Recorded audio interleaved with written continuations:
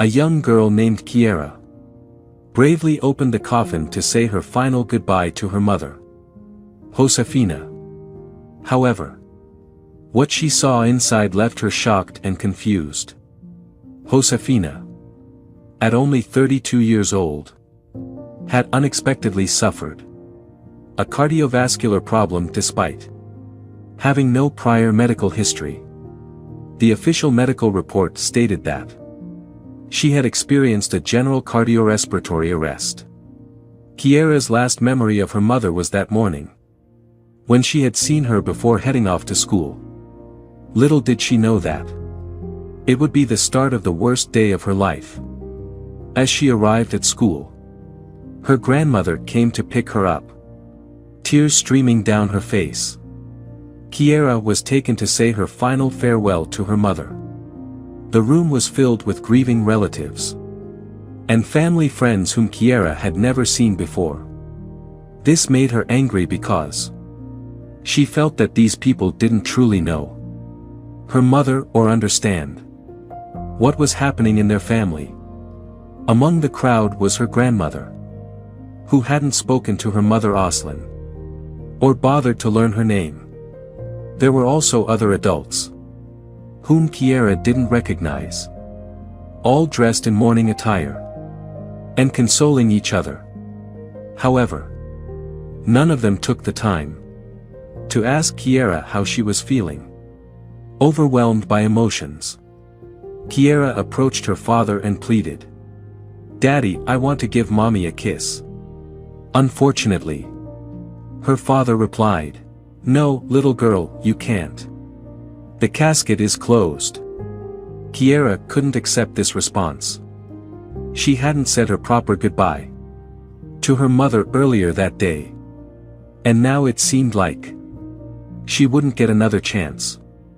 This realization caused her to break down, crying and screaming uncontrollably. Her father tried to quiet her, but her cries only grew louder. Desperate for a solution, he turned to Kiera's grandmother for comfort. Kiera, however, pushed her away and refused to be consoled. Her desperation intensified as she insisted, "I want to see my mommy and kiss her one last time. If I can't do that, I swear I'll never love you again." Feeling compassion for the distraught little girl, her grandmother decided to take her to the casket where Josefina lay. Just as they were about to open it, Kiera's father intervened, requesting privacy with the family. Though understanding his request, the grandmother pleaded, "Son, let her kiss her mom. If we don't allow it, she'll only become more upset." Reluctantly, the father opened the casket, and what Kiera saw horrified her. The person inside wasn't her mother, it was a stranger. She began screaming in terror, causing panic and alarm among the onlookers. Her father quickly closed the casket and grabbed Kiera, scolding her to calm down, or else he would leave her alone at home.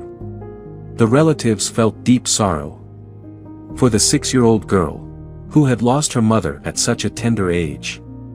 They believed that Kiera was confused and unable to accept her mother's passing. Despite their intentions to comfort her, they turned a deaf ear to her cries. In fact, her aunt secretly added a few drops of sedative to her water to help her sleep, hoping it would ease her distress. "It's for her own good," said the aunt. "Crying so much will only hurt her. It's best she sleeps now, as tomorrow will be a new day." And so, Kiera drifted off to sleep, her emotions temporarily silenced. But the pain of losing her mother remained, lingering beneath the surface, awaiting her awakening. The aunt gave Kiera the sleeping drops and carried her to her own house, gently laying her down on the bed and kissing her forehead. She truly believed that she was doing what was best for Kara. However, as the years passed, Kara continued to remember that fateful day. as the worst day of her life. For over a decade, she held on to the face of the person who had replaced her mother. While her mother, Josefina, had beautiful brown skin, this woman had a pale complexion. The shape of her mouth and nose were different as well. Every night, Kara reminded herself of these details. After years of paperwork, Kara finally managed to obtain permission to examine the body of the woman who had been in her mother's place. There wasn't much left of Josefina, but there was enough to request a DNA test. To everyone's surprise, except for Kara, the test came back negative, indicating that the woman was not her biological mother. The news spread among family and friends, leaving everyone utterly confused. It was only now that they began to listen to Kara. I always knew she wasn't my mom. I never doubted it for a minute, Kara declared. I had this feeling deep in my chest. Why didn't any of you believe me earlier? Like that time when I spoke up and they dismissed me, giving me painkillers. My dear, please, I beg you, that we had no idea, pleaded her grandmother. We would never have known. Don't take it out on us now. You know we wanted what was best for you. Yes, she may not be your mother, but she's still your mom. But she's also my daughter, retorted Kara. I didn't speak up earlier because she threatened me. My father told me that no one would believe me, and if I spoke, he would commit me to a psychiatric hospital. And he knew. He's the one to blame. Her grandmother sensed that there was something connected to the relationship her father now had with her aunt. Realizing this, she hastened to say, I don't agree with your father dating your aunt either. But Kara, one thing is one thing, and another thing is another. Let's go against the hospital. They made a terrible mistake. A year after Josefina's passing, Kara's aunt had been by her side day and night until she decided to engage in a romantic relationship with her father. Kara could never forgive the betrayal. Not out of jealousy, but because it shattered her trust. However, time passed. Wounds healed. And when Kara turned 18, she received an anonymous letter apologizing for ruining her life. The letter had no signature, but Kara could only think of one person it could be from. Her aunt. Does she really think I'll forgive her? She's so wrong, Kara whispered to herself. At 16 years old, Kara left the house and severed all contact with her father and aunt. The years that followed were challenging, as she lived on her own and relied on the support of her grandmother. She wasn't allowed to speak about her mother, and many times, her father and aunt labeled her as overly nervous or dismissed her as a liar or storyteller. But Kara persevered. She found strength within herself and focused on rebuilding her life. She sought solace in knowing that the truth had finally come to light, even if it came with pain and heartbreak. And with each passing day, she emerged stronger, determined to create her own path and find happiness on her own terms. At the educational institution Kara attended, they warned all her teachers about her tendency to say strange things and make up stories after the loss of her mother. This effectively silenced her throughout adolescence. But she managed to survive, even though there were times when she wished to disappear.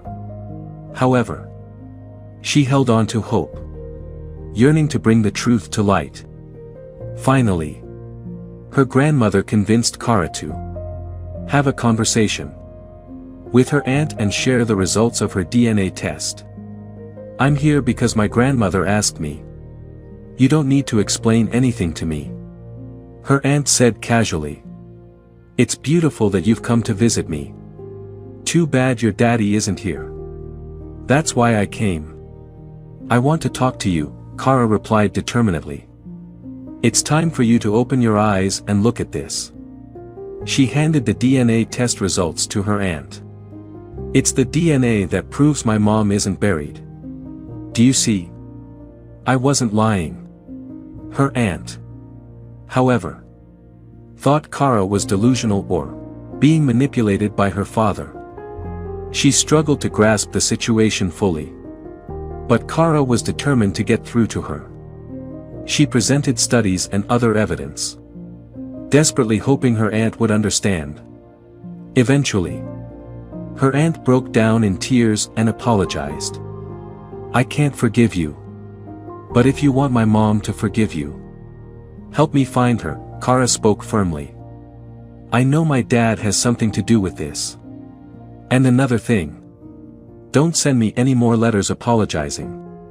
If you really want to help me, then do as I say, confused. Her aunt questioned. Letters? What letters are you talking about? She couldn't comprehend which letter Kara was referring to. But she assured her niece that she would cooperate. Well, what can I do to help you? Kara responded. You're going to be my eyes. Trust me. Everything you see, you have to tell me. She paused for a moment. I have a piece of information. But you'll need to investigate further. It's a fact. Her aunt inquired. What do you mean, Kara? Do you know that he's a gambler? Kara referred to a disease characterized by a chronic and progressive failure to resist the urge to gamble for money. What if I already knew? Kara. But he doesn't play anymore. Her aunt replied defensively. Every day when he tells you he's going to work. Can you guess where he is? But if he's chronically unemployed and never had a job, how does he manage to deceive you?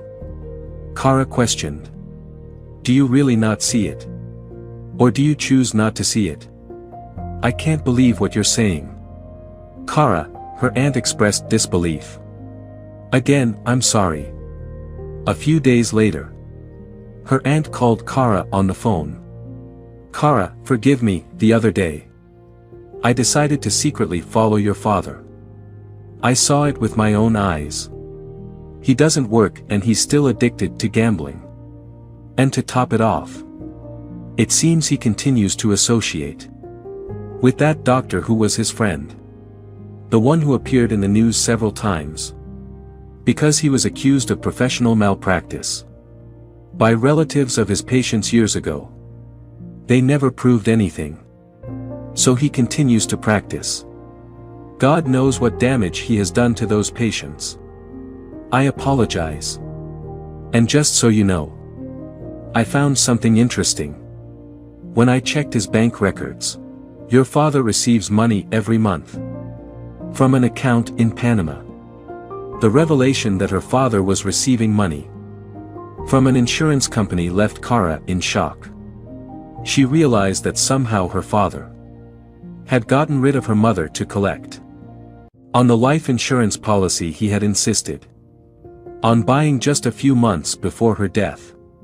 However, a lingering question remained. Where was her mother? If the person she saw in that drawer wasn't her mother, then where was she? Could it be possible that her mother was still alive? Suddenly, a thought struck Kara's mind like a divine gift. She remembered the letter she had received centered on her birthday, which she had initially assumed was from her aunt. Racing back to find it, she noticed that it had been sent from a mental institution. Without wasting a moment, she hailed a taxi and made her way to the psychiatric facility. Upon arrival, Kara inquired about her mother's name, but received no concrete answers. It seemed there was no one with her mother's name in the institution's records. However, a compassionate nurse noticed a certain resemblance between Kara's face and that of one of the patients. The nurse decided to take Kara along to a large garden behind the building. There, Kara spotted a woman in a wheelchair, gazing into the distance. Her hair had turned gray, and she appeared visibly disturbed, with a rush of emotions. Kara recognized her instantly. "Mommy! Mommy! Is that you?" she cried out. The woman struggled to recognize her dear daughter through the fog of her own fragmented memories. You came for me," she whispered. Mother and daughter spent long hours talking, reveling in each other's presence. In that moment, they were undoubtedly the happiest people in the world.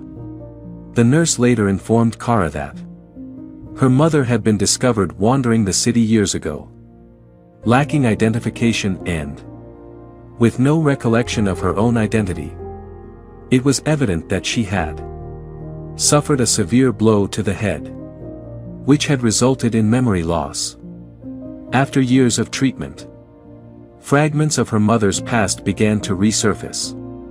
It was during that time she had sent the letter to Kara on her birthday but refrained from signing it, fearing that her father might harm either Kara or herself if he discovered her whereabouts. Unbeknownst to Kara, her father had attempted to take Josefina's life in order to collect the insurance money. However, Josefina had managed to escape, albeit not without enduring a severe blow to her head from him. With this newfound evidence, Kara reported her father to the authorities, leading to his imprisonment.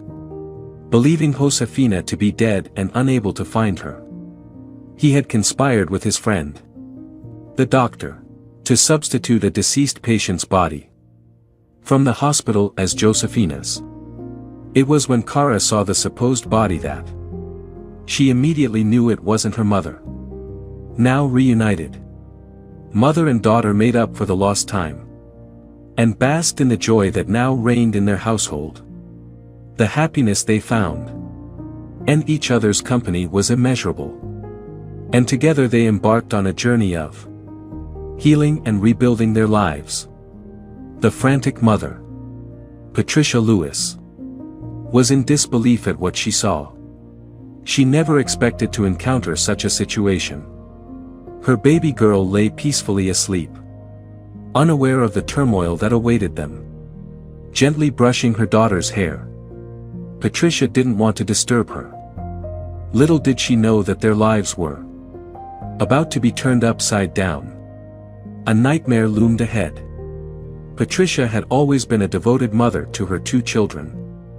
They resided in a serene neighborhood in Nashville, Tennessee, leading a contented life. But nothing could prepare her for the shock she experienced when she noticed something amiss with her 3-year-old daughter. Jamie's stomach had taken on an abnormal shape overnight, growing exponentially. Concern gripped the 34-year-old mother. "Are you okay, my child? Do you feel any pain?" she asked Jamie, who nodded weakly.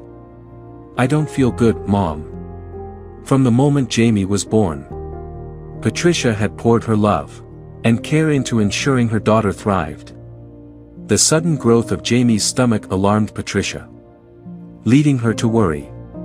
Her husband, Paul, a truck driver who spent long stretches away from home, shared her concerns but couldn't be present when Patricia needed him most. Patricia had various theories about her daughter's peculiar condition. Initially, she considered bloating or indigestion as possible causes. However, as the days passed, the swelling became more pronounced, intensifying Patricia's anxiety. Despite her fears, Patricia hesitated to take Jamie to the hospital. She dreaded what the doctors might say.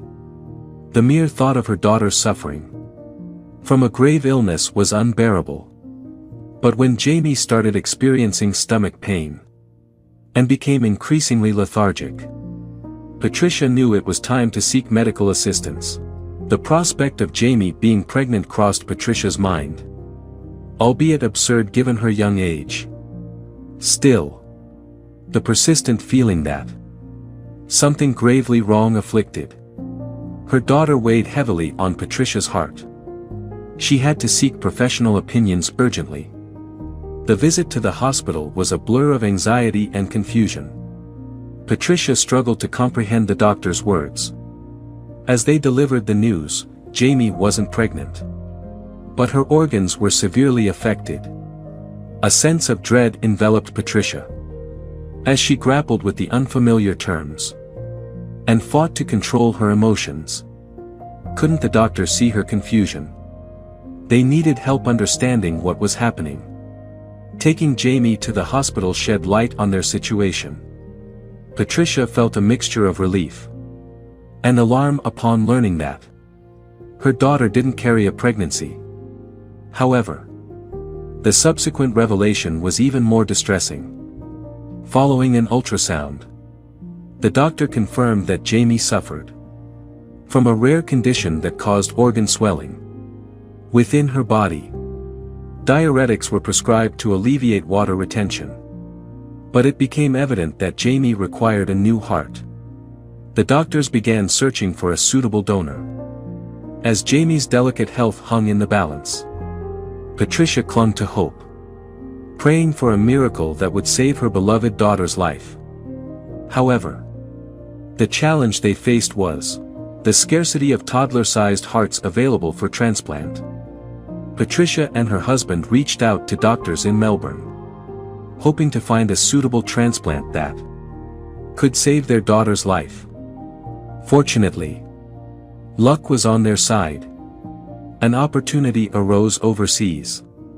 The following weeks became a whirlwind of hospital visits, medical tests, and medication regimes. Jamie received increased doses of diuretics to alleviate water retention in her body, and remained under constant monitoring by a dedicated team of doctors and nurses. The stress of witnessing her daughter's health decline took a toll on Patricia, leaving her feeling helpless and overwhelmed. As the severity of Jamie's condition became apparent, Patricia and her husband began exploring alternative options. Contacting doctors in Melbourne, Australia, they investigated the possibility of a heart transplant. After careful consideration, the decision to proceed with the operation was made, knowing it carried risks, but also understanding it offered the best chance to save Jamie's life. The family of 3 began planning their journey abroad, ensuring they were prepared for the changes that awaited them in a foreign country. However, travel proved challenging. Jamie's delicate body struggled to adjust during the long and arduous flight, leading to a series of complications. Patricia and her husband remained steadfast by their daughter's side, comforting her and offering unwavering support as she battled through pain and discomfort. Although the operation itself was successful, there were minor setbacks during Jamie's recovery. Patricia and her husband witnessed their little girl fighting to regain strength, rooting for her progress every step of the way. They cared for her diligently, tending to her needs. While she lay immobile in her hospital bed, Jamie wasn't allowed to venture outside the hospital premises. But Patricia found solace in securing a spare ward whenever one was available. Each day presented new challenges, but they faced them together as a united family. As days transformed into weeks, Patricia and her husband grew increasingly anxious. Their hearts yearned to bring their daughter home. Yet they recognized the importance of meticulous monitoring to ensure Jamie's proper healing. Gradually, her heartbeat found its rhythm, and color returned to her face. These small victories ignited hope for brighter days ahead. Slowly but surely, Jamie demonstrated signs of improvement. Her strength resurfaced. And her spirits lifted. On one remarkable day, she even managed to sit up straight unaided. "That's my strong girl." Her mother beamed with pride. Patricia and her husband rejoiced, as they witnessed their little warrior making progress. Feeling as though a weight had been lifted from their shoulders, the doctors initiated physical therapies for Jamie, believing they would aid her cardiovascular exercise. Determined and optimistic, Patricia and her husband embraced each day with renewed hope, knowing that their unwavering love and dedicated care were instrumental in Jamie's journey toward recovery. Unexpectedly, Amy took a sharp turn for the worse and became bedridden for 3 agonizing days. Frustration consumed her parents as they confronted the team of doctors. "Our child is not some science experiment. She's alive. Have you no shame?" Paul's words echoed with indignation.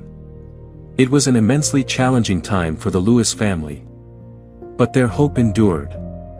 Determined to support Jamie's recovery, Patricia and her husband spent countless hours by her bedside, engaging in heartfelt conversations, reading stories, and simply being there for her. Eventually, after what felt like an eternity, signs of improvement began to manifest. Jamie's energy levels surged, and her appetite returned. Cautious optimism flickered among the doctors, and Patricia caught a glimpse of hope, piercing through the cloud of despair that had enveloped them for months. However, Patricia's heart sank as she heard the diagnosis: restrictive cardiomyopathy, an ailment unfamiliar to her until now. Yet, she knew she had to muster strength for her daughter. The road ahead remained arduous and uncertain. Jamie would need to continue her strict medication regime, while the risk of rejection loomed ever present. Patricia endeavored to maintain a positive outlook, despite the numerous hurdles still awaiting them. Jamie's journey to recovery proved lengthy and demanding. Countless tests and procedures punctuated her path, leaving Patricia and her husband in a constant state of worry. Their hearts ached as Jamie struggled to gain weight, perpetually appearing frail and melancholic. They felt helpless at times, afraid to even touch their fragile child.